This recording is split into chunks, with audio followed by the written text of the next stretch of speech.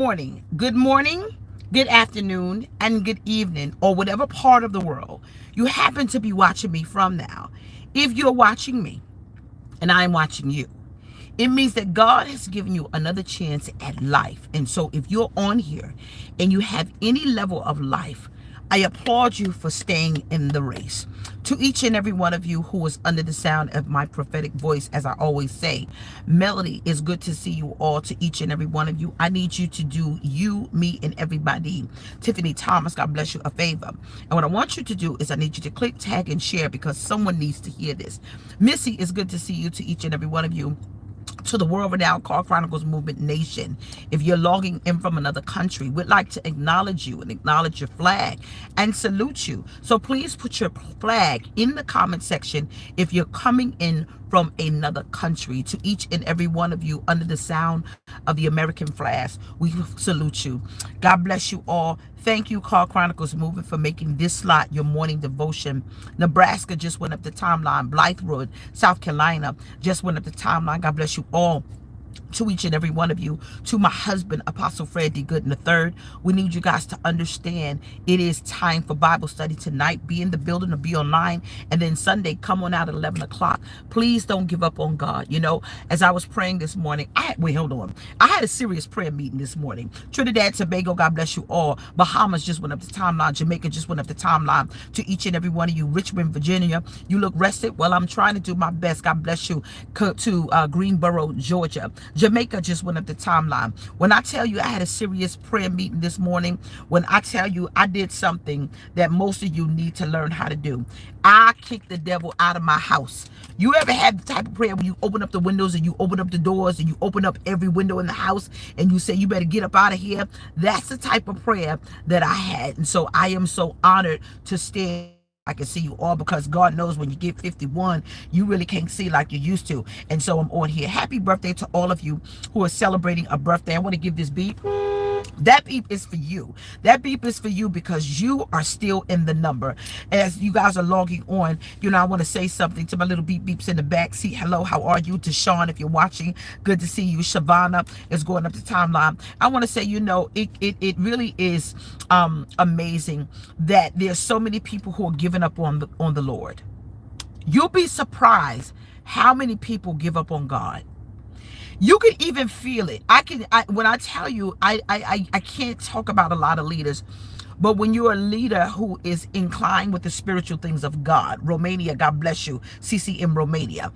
When you're inclined with the move of God, you can feel the heart of God, but he feels certain realms.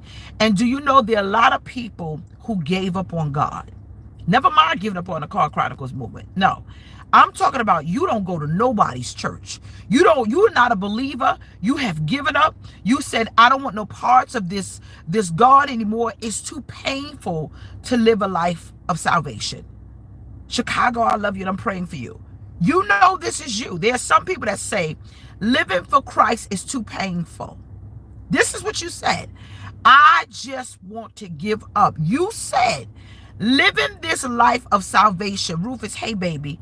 Someone said, I said it yesterday. Adriana on YouTube, she said it. She said, I said the very same thing yesterday. Yeah, she said, it is too painful living a life according to Christ. This is what, now she admitted it. How many of you can admit it? That you said, this is too hard of a walk. And I don't want to live it no more. I don't want to listen to nobody's message. I don't want to hear nothing. I'm giving up. I'm done. Someone said, I'm done. I'm weary. You said it. You said, someone said, that's scary. It is a very scary thing to be in, but it is true. The people have given up on God because life is so hard. You decided I'm better than to try to give up everything that I love that brings me a little bit of peace and solace. I'm done. Now that's you. If you felt like this, just get emoji with a teardrop because God understands that. If you felt like that, what's up, Brick City? CCM Canada went up the timeline. If you find it's like this, someone said, I said it. Stacy said, I said it. If you said it, give the emoji with the teardrop.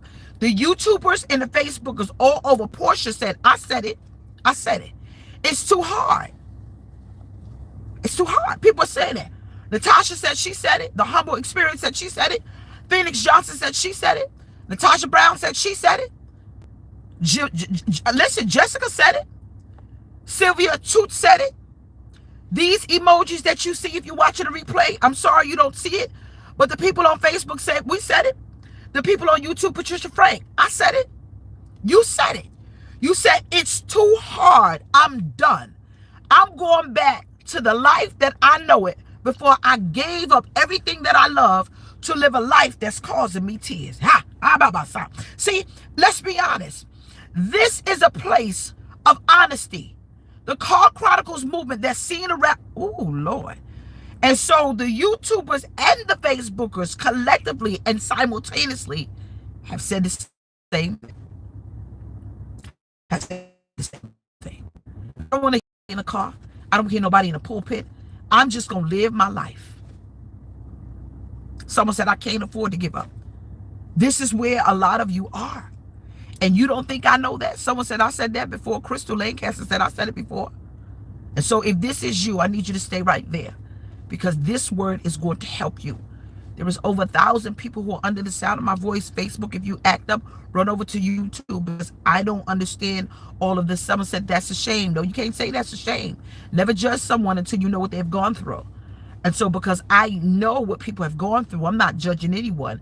I too was once there a time or two myself. Someone said, I've been there. Never say that's sad, because you never know what circumstances will get you to the point where you say, I give up. And there are over 1,000 people who are right here shedding tears because it's too hard. And God says, I see, I care, and I know it. Someone said, I'm weary, but I'm not done. And so let me minister to where you are, please, for a moment.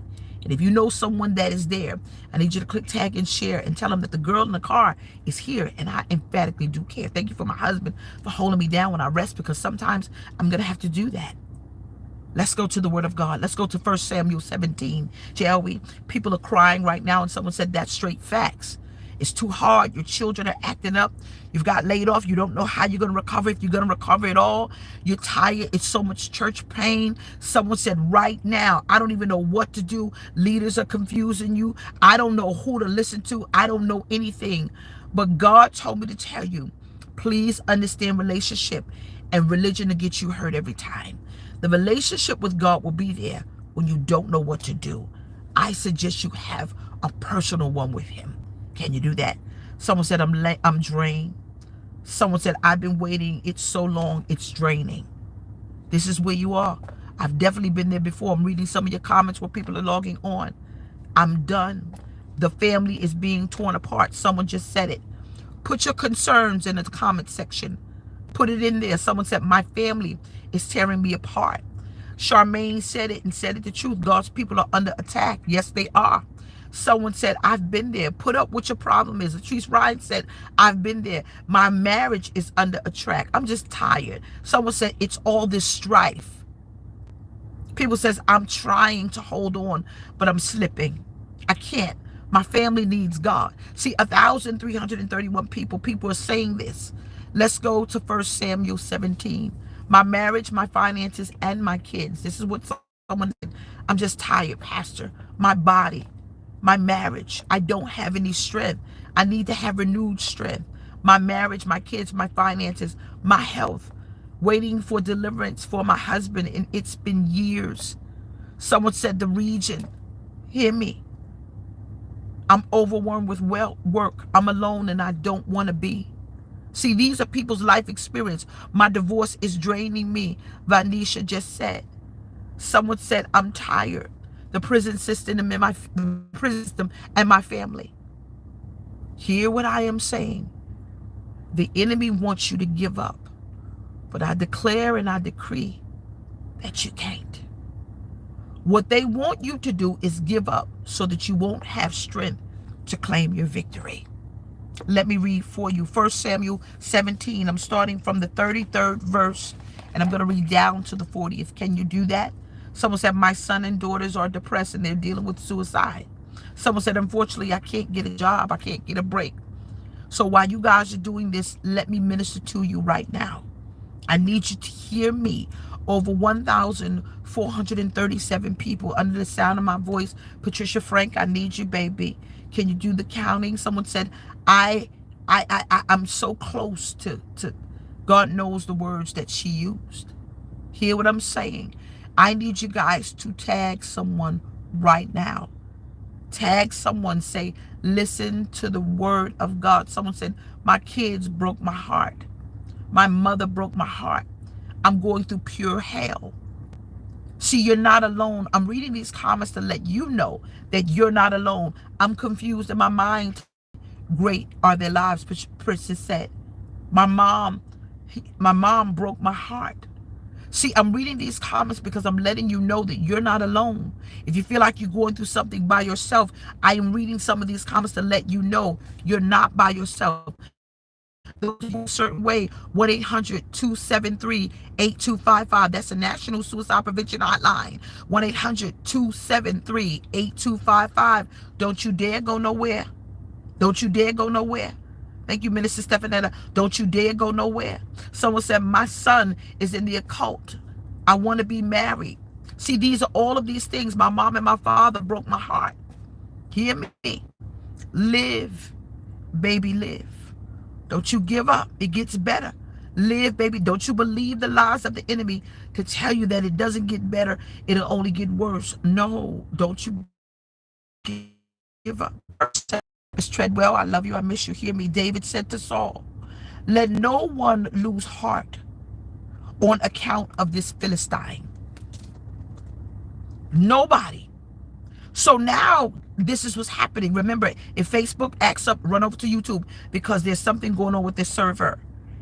David is now talking to Saul, 1,779 people that is about to give up because this big fight with the Philistines.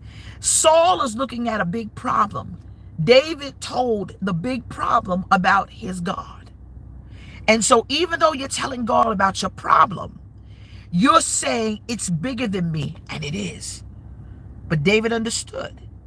You're not about to go against the Philistines and fight them, are you? You're only a young boy. You're only a little girl. So Saul is saying, you certainly got a problem. But this problem is bigger than you because you don't want to fight. But this problem appears.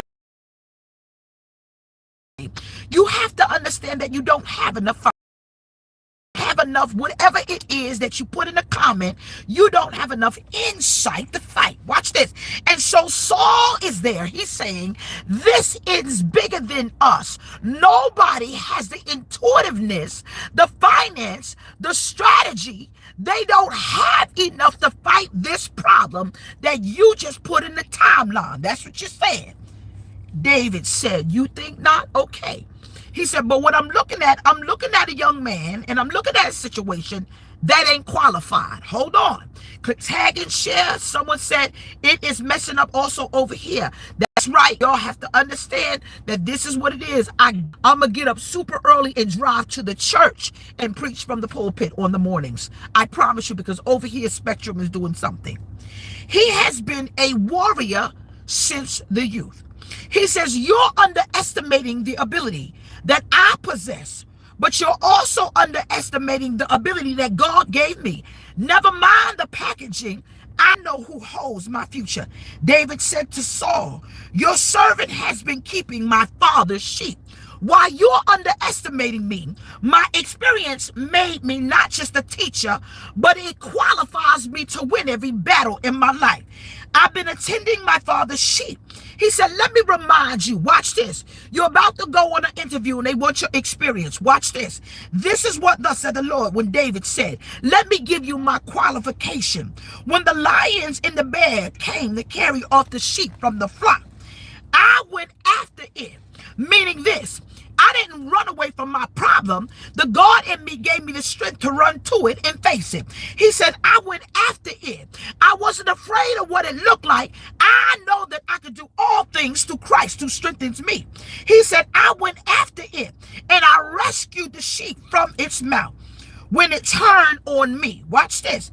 I seized it by the mane and the hair. I struck it down and I took care of the problem. And just like God gave me the ability to take care of that problem, he's going to give me the strength and the strategy and the breakthrough to take care of this one. He said, your servant has killed both the lion and the bear, and every circumstance that's around me. God gave me the strength to handle it. This uncircumcised Philistine that claims that I'm not qualified, tell your problem you're about to experience the God in me. I will do the same thing to them because he has defiled the army of God. The enemy right now is trying to defile God's army. He is trying to defile God's army with division, separation, strife, and misery. He's always been a liar. The Lord who rescued me from that situation will rescue me from this one. The paw of the lion and the paw of the bear. And even this Philistine that's before me, this great problem, God shall deliver me from this. Saul said to David, well, you go ahead then. You just don't go. Take this God with you. Yes, we surely will. Then said to Saul, but you can't to a situation without up. You can't go into how big it is. I gotta give you something. Dress yourself, David. Dress yourself, servants of the Most High. Going up a timeline, tired and frustrated. Get ready to dress yourself. Saul said, take this. This is my tunic. Put on my coat of armor. Put on my bronze helmet. Put all of this thing on. Put it on your head. David fastened it for a little while. He took the sword over the tunic and he did something just like many of you. You're trying to fight. He tried everything to loosen his tunic, and this doesn't fit. He looked at the armor and he walked around. He said, you think that you're dressing me for a battle, but I can't fit this. This is not what God gave me to wear in no way, because it is not mine. This has been ordained for your fight, but it certainly won't work in mine. The things that you used last year, I can't fight this year.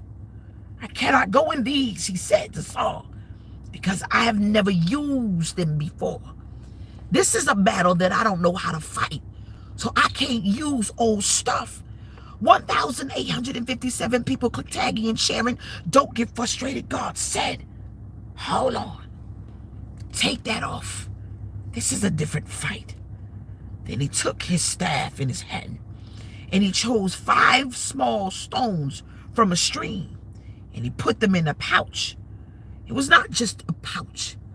It was only qualified for shepherds. He put them in the bag with a sling in his hand. And he didn't run away from the fight. He ran to it. When he could have given up, he said, I will not. The righteous are going to this thing, and they're going to be safe. He turned around.